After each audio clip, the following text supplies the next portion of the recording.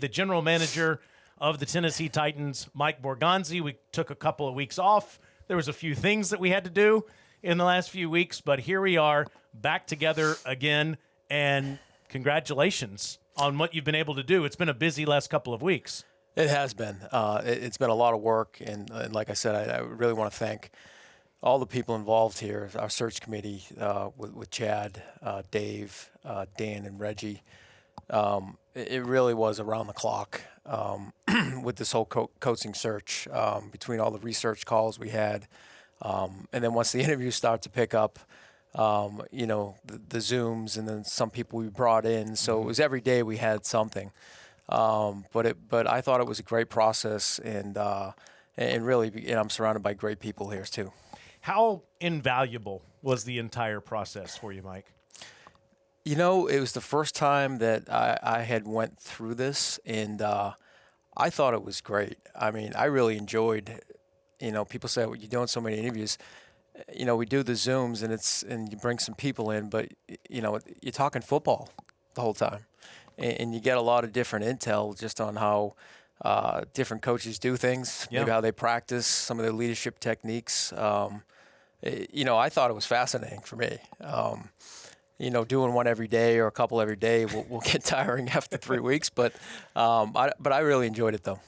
The last time you sat in that chair, the last time we were here together, you talked about finding a leader, somebody that would unite this entire building, everybody that works here for the organization, that would hold people accountable at the same time.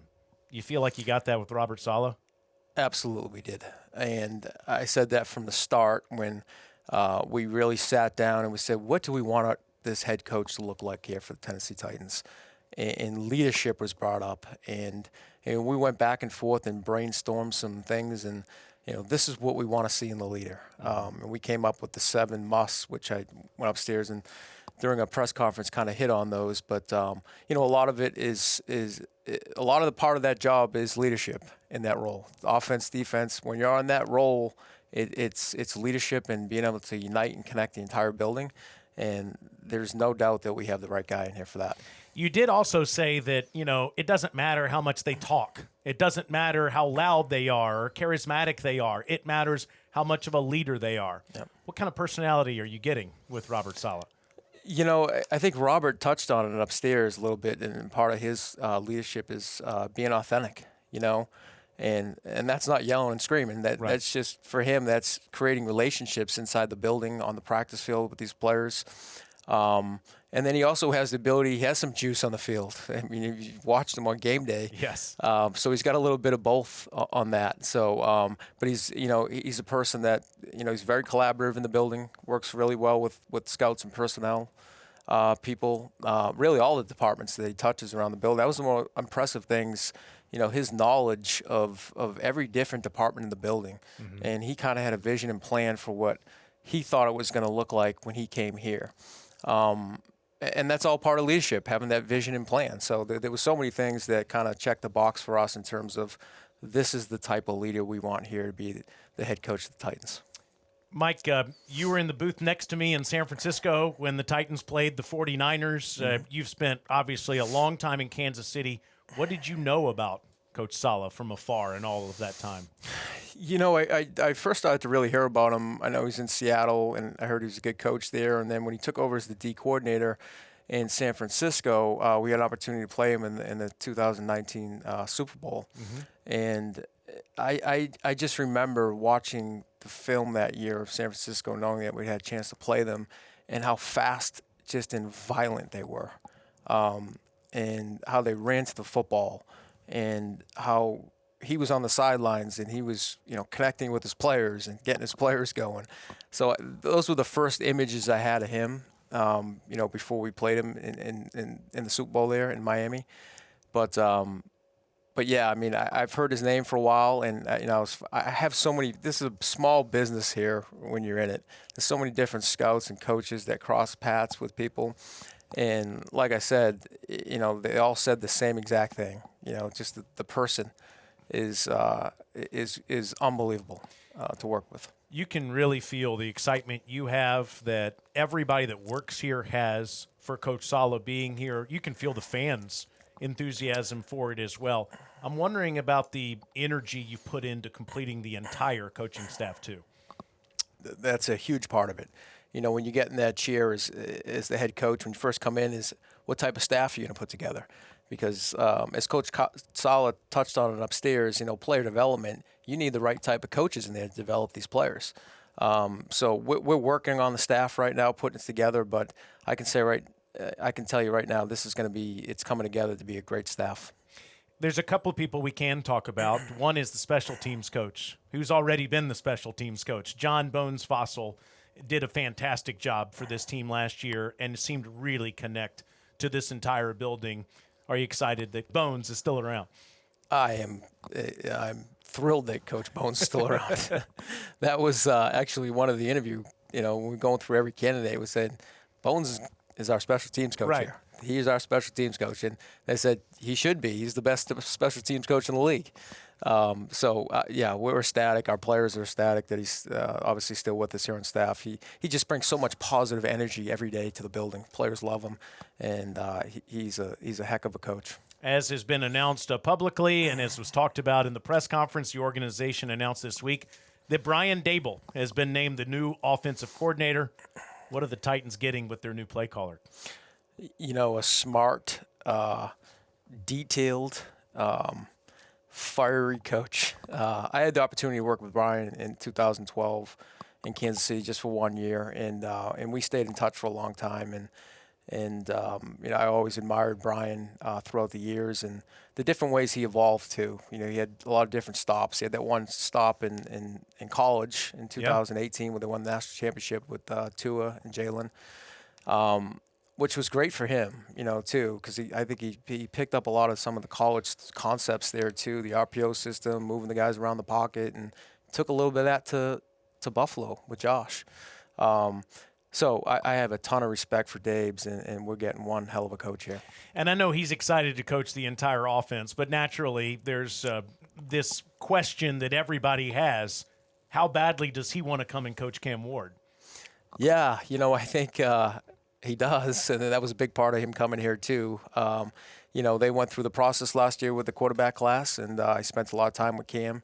Of course, we didn't talk about it at the time, but we talked about it after. We ended up drafting him, and how much he really enjoyed his time with him, and how he thought, you know, the kid has all the potential in the world, the arm talent, the work ethic that he has, the leadership.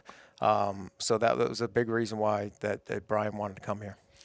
They have decades of experience. Saleh, Daboll, Fassel. Yeah. I know some other announcements that you'll make in the weeks to come also will be in that same category. Decades of experience in the roles that they'll be serving for the Titans. They already have that experience. Is that by design, Mike, that you wanted guys that have done this for a long time to be in the most important roles? Yeah, you know what? I don't know if it wasn't necessarily by design, but when you're looking at the whole coaching career that they have, it equates to those years, I guess. Yeah. And that was a big part of it, you know, the different stops that they had, not just being with one place at the same time. That's a big part of it. And you know, you learn a lot in this business. You know, I'm learning every year that I'm in it, and we still are. But having that experience is definitely something that is going to help us. Mike, I know you spent so much time on this coaching staff, but there's a lot of other things to work on right now. We have free agency. We have the Combine coming up. As we're talking right now, the Senior Bowl is going on. I know you've been watching that from afar. What's your schedule like in the coming weeks? Yeah, so I cannot wait for Tuesday to come up. We start our draft meetings, and we say that we're going dark during that period. It's like 17 straight days we're in there. We'll probably we'll go up and down the board, watch about 400 players total. But we love it.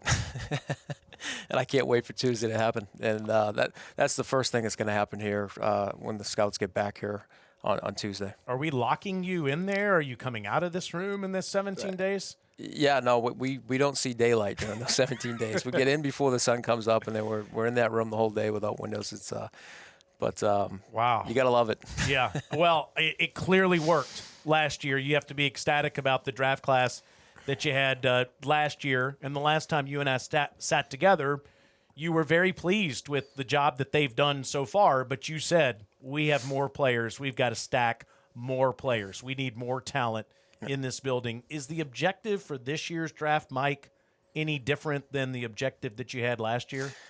It's really not. I mean, every year in the National Football League, it's never the same team. And when you're starting to build a roster, you're trying to get let's get the best players in here available.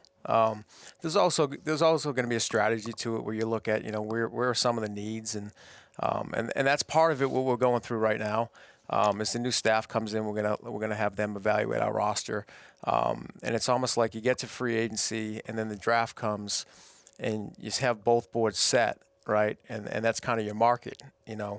Is this a good receiver class in free agency versus the receiver class in the draft? So you kind of play that game where you're marrying those two boards up, and where can we get the best possible player? I can't imagine how much you hear this, but then people all the time are coming up to me. Hey, are we getting a receiver? Are we getting a pass rusher? Are we getting a cornerback? And you just talked about needs. How much do you focus on that compared to what you just said? Best available, best fit. You're always trying to marry up the need with the value on the board. So you never want to get into a point where you're reaching for a player because of need. I've learned that just going through the process over the years. You set the board, you stay true to it, and you take the best possible player on the board to where you see it fit. Because you put so much work in. This is how we see it. This is the value of the board. And I think it's important to stay true to that. Does Coach Saleh and his staff's identity factor into the kind of player that you're looking for? Yeah, that's a good point. So, every time there's a new coaching staff that comes in place, it's a new scheme. So we're going to have a day here with our scouts in the whole building where they're actually going to go through their entire scheme, and they'll actually have positional profiles, what they want at each position. And I think that's really helpful for the entire personnel department to know what are we looking for, right? You got to be on the same page what we're looking for. So that's certainly going to happen here in the next week or so. Finally, as we wrap up, I've always wondered this, especially with somebody like you that's been either an assistant general manager for many years and now a general manager in the National Football League. When you hire the right coach and you get some good coordinators to come with them, when you have a good draft class in the offseason, do those feel like wins? I mean, I know a win in the regular season or a win in the playoffs or winning the Super Bowl, there's nothing like that. But the last couple of weeks, Titans fans are excited about what's happened in this building. How do you, I guess, how do you decompress or how do you put value on what the last couple of weeks have been like?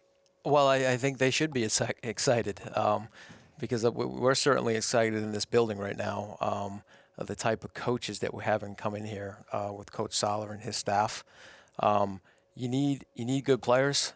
You also need good coaches, though. And then when you have those two together, usually when you kick the ball off in September, good things are going to happen. Yeah, and so obviously the last couple of weeks have been very exciting for you. Absolutely, absolutely. I mean, we are just, you can feel the energy in the building when Robert walks in, right? Yes. I mean, you can feel that. Yeah.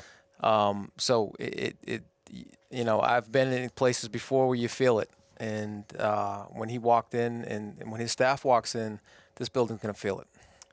Fun days ahead, my friend. I can't wait to go through them with you. By the way, this guy crushes it on a treadmill, outruns me. We're always next to each other in a hotel or somewhere on a treadmill. He always outruns me, no matter where we are. Yeah, I'm a little behind with the coaching search. So I've missed a few days. I need to get back on routine. Well, I'm actually going to get ahead of you, and you go on this darkness retreat that you're going on, picking all these players in the next couple of weeks. Mike, continued success. Fun days ahead. Thank you, Taylor. Appreciate it. Appreciate you very much, too.